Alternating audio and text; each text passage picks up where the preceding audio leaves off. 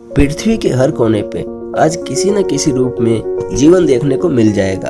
एक समय ऐसा भी था जब अर्थ अपने फॉर्मेशन फेज में था, और आज जो हम पोलर्स, पहाड़, लैंड और आइस देखते हैं ना, उस समय में ऐसा कुछ भी नहीं था।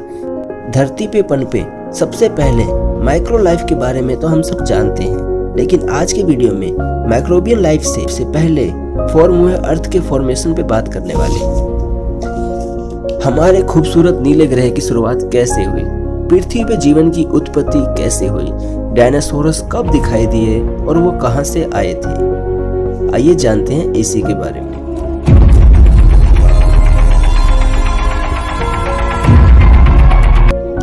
लगभग 5 बिलियन साल पहले जब पृथ्वी का निर्माण भी नहीं हुआ था, तो सिर्फ हमारे सूरज की ही फॉर्मेशन हुई थी और ये पूरी तरह से स्टार डस्ट से घिरा हुआ था।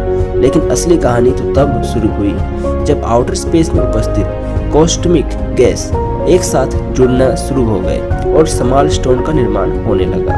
काफी रोचक और सिंपल प्रक्रिया थी ये, और ये बहुत ही लंबे समय तक चली, और इसी प्रक्रिया ने प्लेनेट के फॉर्मेशन में एक बड़ी और अहम भूमिका निभाई। ग्रेविटी ने इसे कई मिलियन सालों तक खींचा, जिससे पृथ्वी बॉल के शेप में आ गई, लेकिन अब भी अपने असली स्वरूप में नहीं बनी थी। इसे अभी भी कई प्रक्रिया से गुजरना बाकी था। ये सिर्फ एक गर्म गोला था जिसका तापमान 1200 डिग्री सेंटीग्रेड से भी ज्यादा था। ये वो समय था जब पृथ्वी पर कार्बन डाइऑक्साइड और नाइट्रोजन से भरी हुई थी। तब ना तो हवा थी, ना ही कोई एटमॉस्फेयर था, यहाँ तक कि किसी ठोस सतह का निर्माण भी नहीं हुआ था। चारों ओर केवल लावा ही बह रहा था। लेकिन इस स्थिति को बदलने में ज्यादा समय नहीं लगा। जल्द ही हमारा पृथ्वी एक भारी ग्रह से टकराया, और ये टकराव इतना भयंकर था कि हमारी पृथ्वी का एक टुकड़ा पृथ्वी से अलग हो गया, जो आगे जाकर चांद कहलाया, जो कि पृथ्वी से काफी दूर है। लेकिन शुरुआती दिनों में हमारा चांद पृथ्वी से काफी नजदीक था, और धीरे धीरे पृथ्वी से दूर जाता गया, और ग्रेविटी की वजह से यह गोला फॉर्म में बदल गया। लेकिन टकराव का किस्सा अभी भी खत्म नहीं हुआ था। 600 मिलियन साल बाद हमारी पृथ्वी को एक और फेज से गुजरना था, जब सोलर्स में उपस्थित उल्का पिंड धरती पर गिरने लगे। जब ये मेटेरॉइड धरती पर गिरे तो अपने साथ काफी मात्रा में पानी भी लेके आए, और कई मिलियन साल तक ये प्रोसेस चलता रहा, जिससे धरती पर पानी काफी मात्रा में इकट्ठा हो गई।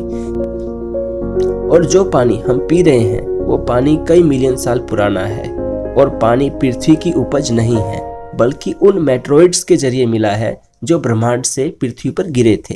यानी कि ब्रह्मांड में भी किसी कोने पर जीवन संभव है, और इस पानी ने पृथ्वी को ठंडा करने में बहुत ही अहम भूमिका निभाई। इसी वजह से पृथ्वी का टेम्परेचर लगभग 70% तक कम हो गया। पानी ने पृथ्वी को पूरी तरह से कवर कर रखा था, और उस समय पृथ्वी का रोटेशन बहुत ही ज्यादा था। धीरे धीरे पृथ्वी की रोटेशन कम होती गई, और वक्त के साथ साथ महाद्वीपों का निर्माण होना शुरू हो गया। लेकिन अभी भी मेटेरॉइड्स का गिरना बंद नहीं हुआ था। जब ये मेटेरॉइड समुद्र पे गिरे तो कुछ केमिकल रिएक्शन की वजह से पृथ्वी पर माइक्रोबियन लाइफ की शुरुआत हुई। सबसे पहले यूनिसेल्युलर बैक्टीरिया ने पानी में जन्म लिया। कई सालों तक ये बैक्टीरिया इसी फॉर्म में रहे, और धीरे धीरे इन्होंने अपनी तादाद को बढ़ाया और समुद्र के कोने कोने में फैल गए। धीरे धीरे इन्होंने कार्बन डाइऑक्साइड को पानी और ग्लूकोज में तोड़ा, जिससे O2 का निर्माण हुआ। धीरे धीरे इस ऑक्सीजन ने पानी से बाहर आना शुरू किया और एटमॉस्फेयर का निर्माण कर दिया। उसके बाद पृथ्वी की रोटेशन कम होने लगी, पृथ्वी का टेम्परेचर भी कम होने लगा। समुद्र में तो जीवन की उत्पत्ति हो चुकी थी, लेकिन सूरज की खतरनाक रेडिएशन की वजह से धरती की ठोस सतह पर अभी भी कोई जीवन की उत्पत्ति नहीं हुई थी। लेकिन यह भी स्थिति बदलने में ज्यादा देर नहीं लगी। पृथ्वी का टेम्परेचर धीरे धीरे ठंडा होने लगा, और पृथ्वी पूरी बर्फ से ढक चुकी थी। हमारा नीला ग्रह अंतरिक्ष से देखने पर नीला नहीं बल्कि सफेद दिखाई देने लगा। लेकिन पृथ्वी का इंटरनल कोर अभी भी गर्म था, और एक बार और ज्वालामुखी विस्फोट हुआ, और उनका रिएक्शन धरती पे जमी बर्फ से हुआ, और ओजोन परत का निर्माण हुआ। अब सूरज की खतरनाक रेडिएशन धरती पर नहीं आती थी, जिससे ठोस सतह वनस्पति पनपने स्टार्ट हो गए।